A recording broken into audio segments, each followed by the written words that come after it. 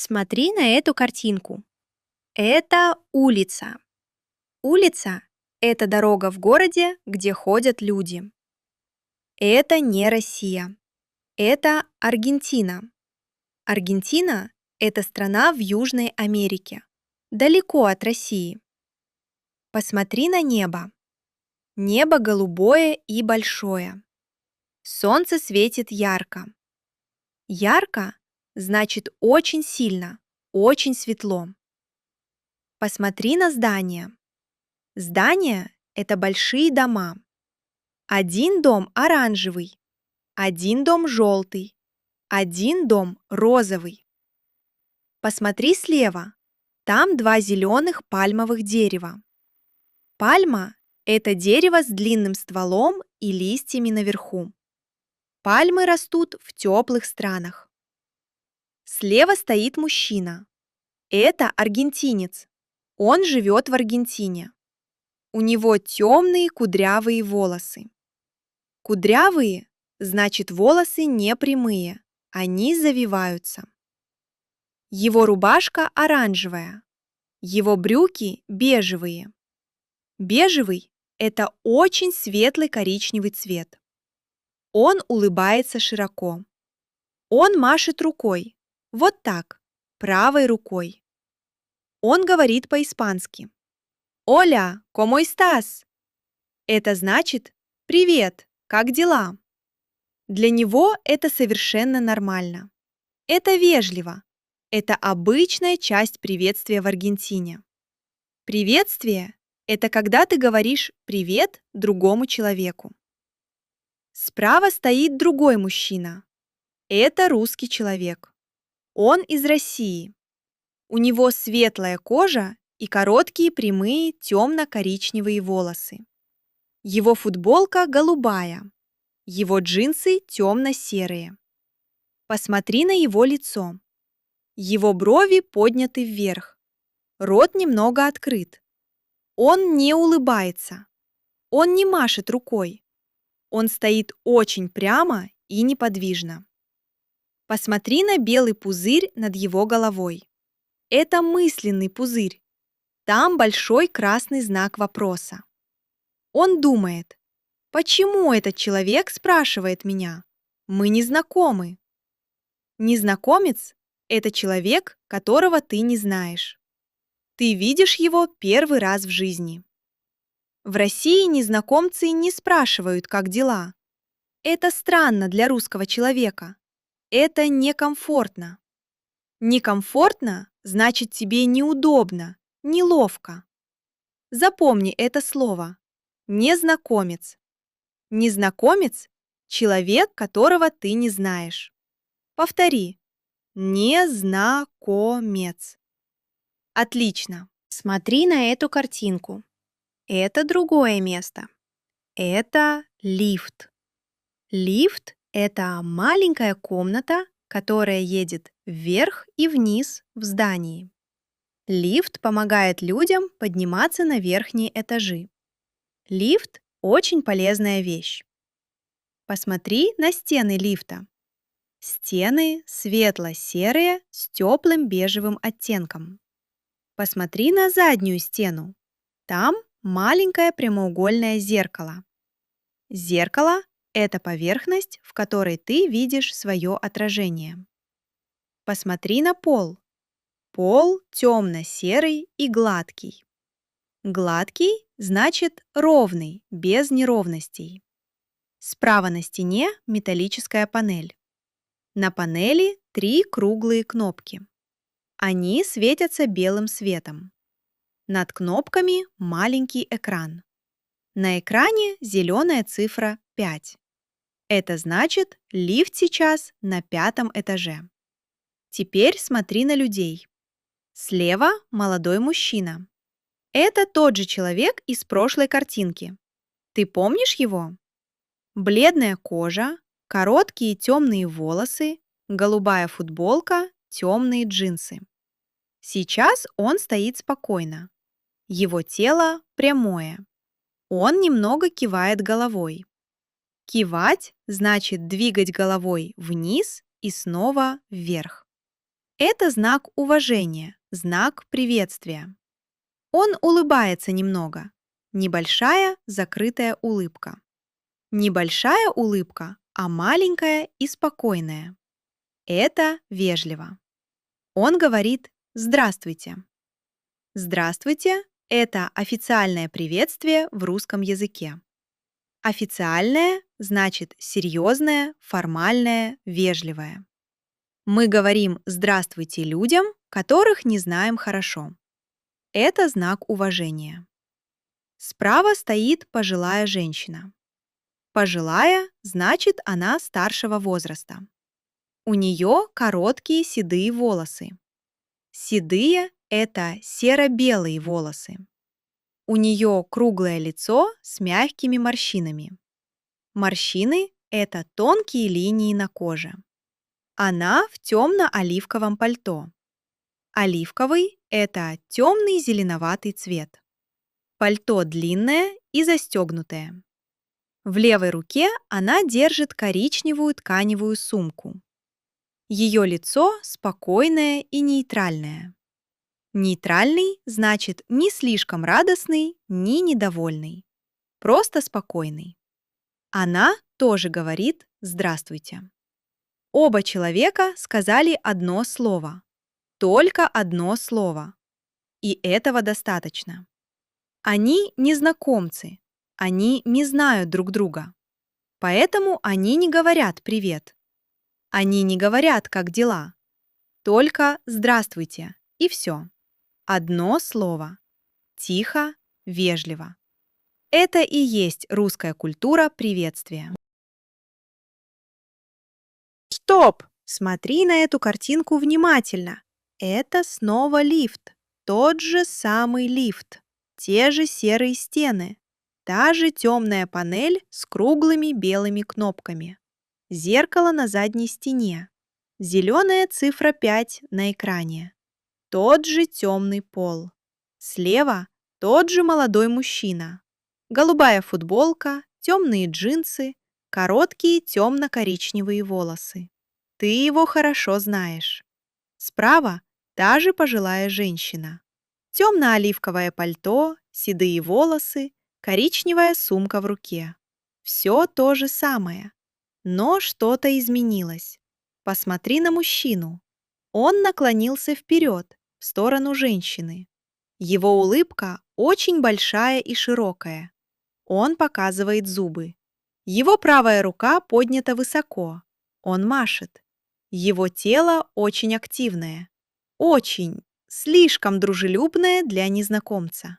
Посмотри на его желтый пузырь. Желтый цвет – это сигнал, что что-то не так.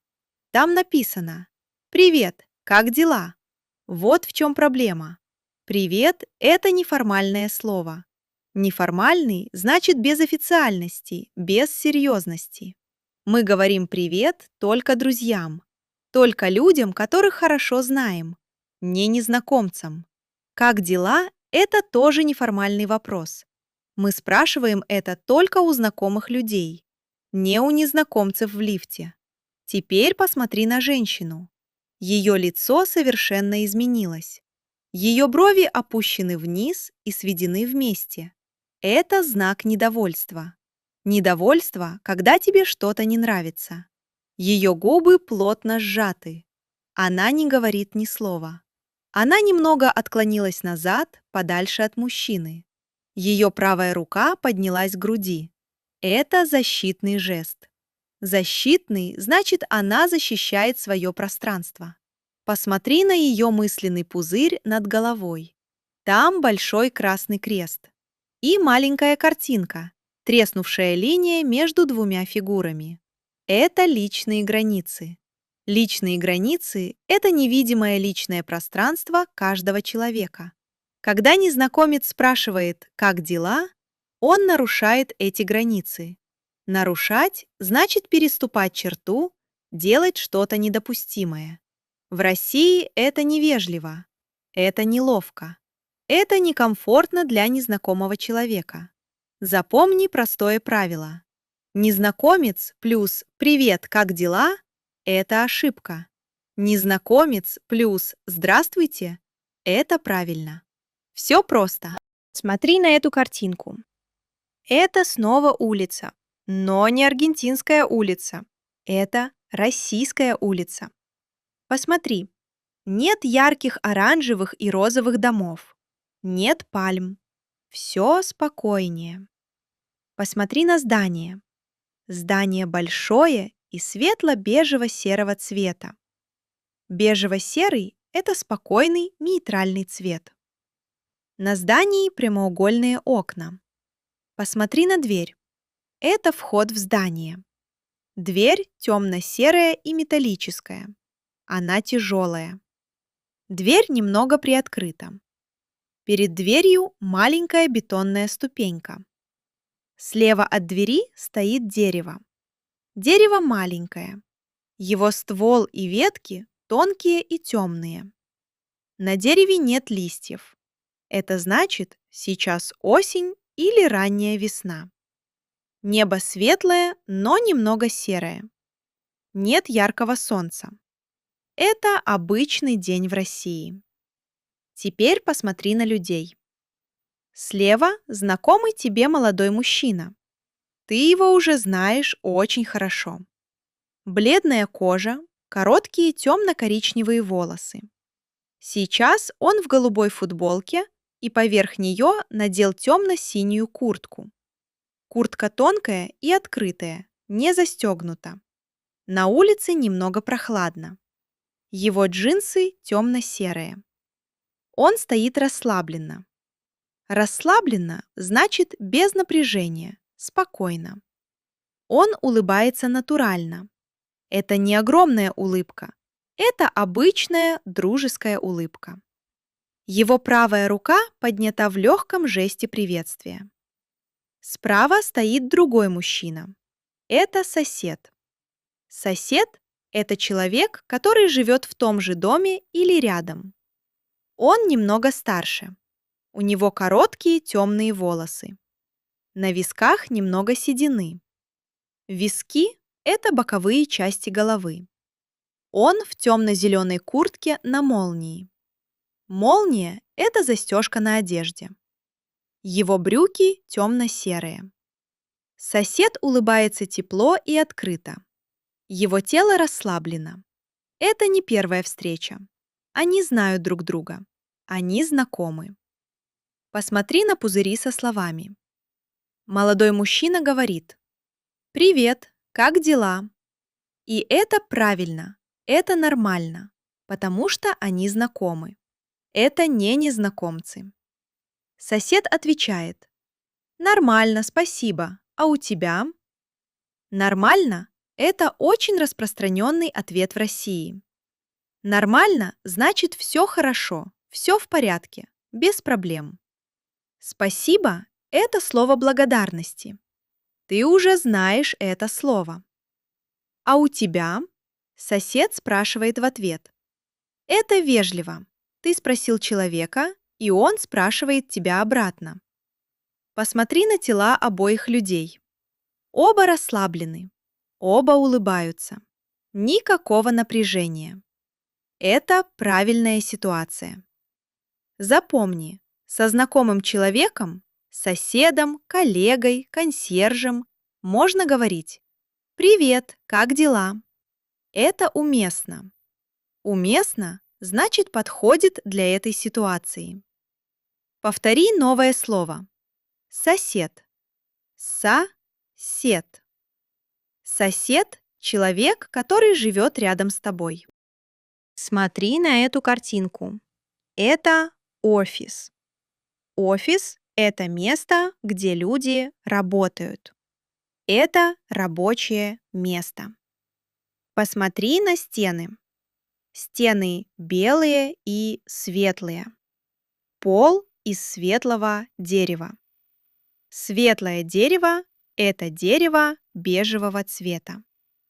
Слева в углу большое растение в белом круглом горшке.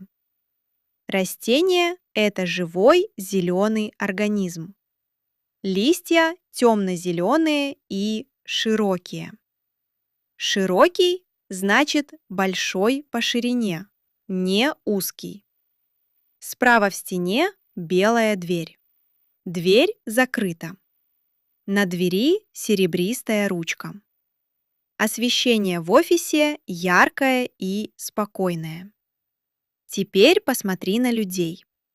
Слева снова наш молодой мужчина.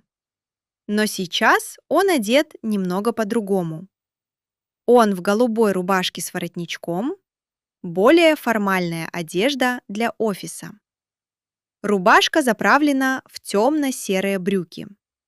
Его тело немного наклонено вперед.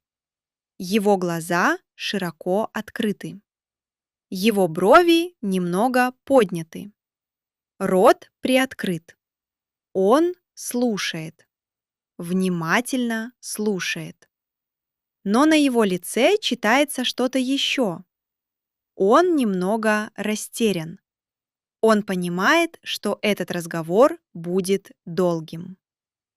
Справа стоит молодая женщина. Это его коллега из другого отдела. Коллега – это человек, с которым ты работаешь в одной организации. Другой отдел – это другая группа в той же компании. У нее средняя длина волос, прямые темно-коричневые до плеч. Ее блузка кораллово-розовая. Коралловый – это теплый розово-оранжевый цвет. Ее брюки темно-синие. Одна рука поднята в жесте. Она говорит и двигает руками одновременно. Ее лицо очень выразительное. Выразительное – значит, на лице много эмоций, много чувств. Она расстроена, но говорит активно. Посмотри на ее большой кораллово-розовый пузырь со словами. Он очень широкий, много слов. Она говорит: «Слушай, все хреново. Начальник опять достал. И коллеги вообще отдельная история». Давай разберем эти слова. «Слушай» – это разговорное слово. Мы говорим «слушай», когда хотим привлечь внимание собеседника. Это неформально.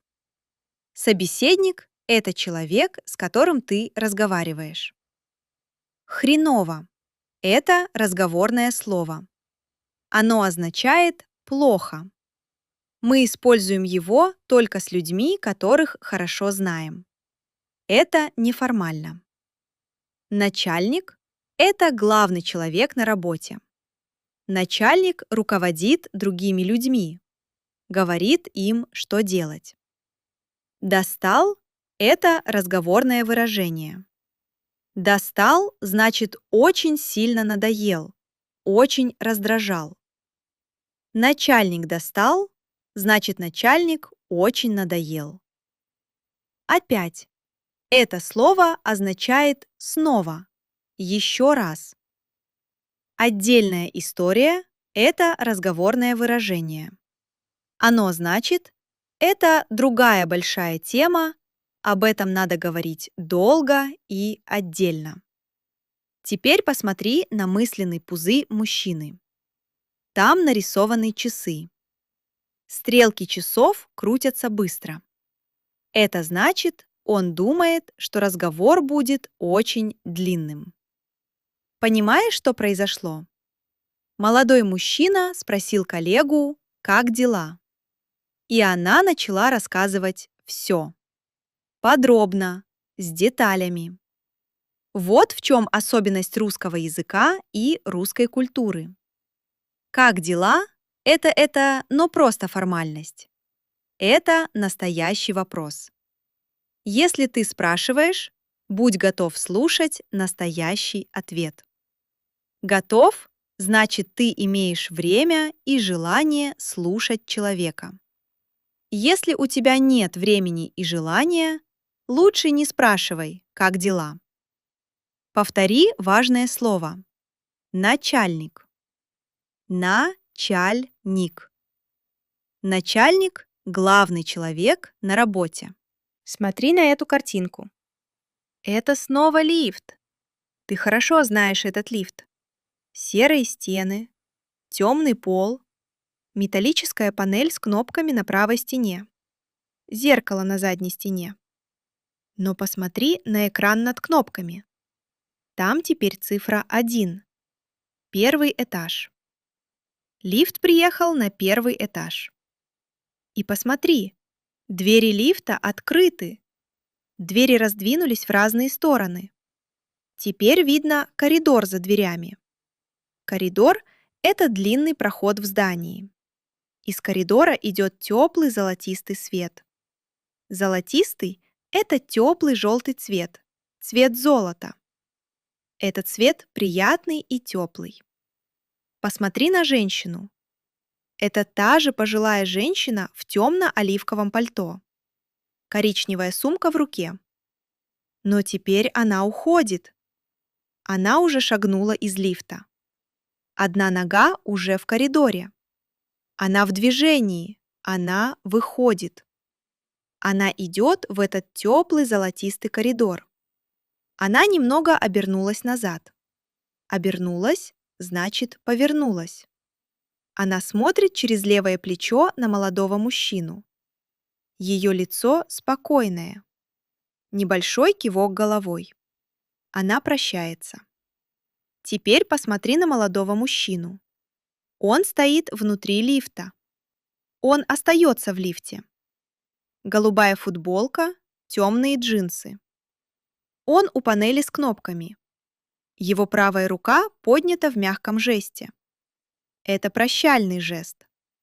Прощальный значит связан с прощанием. Его жест спокойный и вежливый, не слишком активный, не слишком большой. Просто небольшое движение рукой. На лице у него маленькая, спокойная, уважительная улыбка. Посмотри на его пузырь со словами. Там написано «До свидания, хорошего дня». «До свидания» — это официальное прощание. Мы говорим «до свидания» незнакомым людям, малознакомым людям, коллегам, людям старшего возраста. Это всегда вежливо. Это всегда правильно. Хорошего дня — это пожелание. Мы желаем человеку, чтобы его день был хорошим. Это очень приятные слова на прощание. Вместе это звучит отлично. До свидания, хорошего дня. Коротко, вежливо, тепло. Теперь запомни, что не нужно говорить незнакомым людям. Не говори «пока» незнакомцам. «Пока» — это слово только для друзей и близких людей. Это неформально. Не говори «до встречи» незнакомцам. «До встречи» означает, что вы планируете встретиться снова. Но зачем снова встречаться с незнакомым человеком в лифте? Это будет странно. Правильные варианты прощания с незнакомцем – «до свидания» всегда правильно. Всего доброго – очень вежливо, очень хорошо. Хорошего дня – приятное пожелание.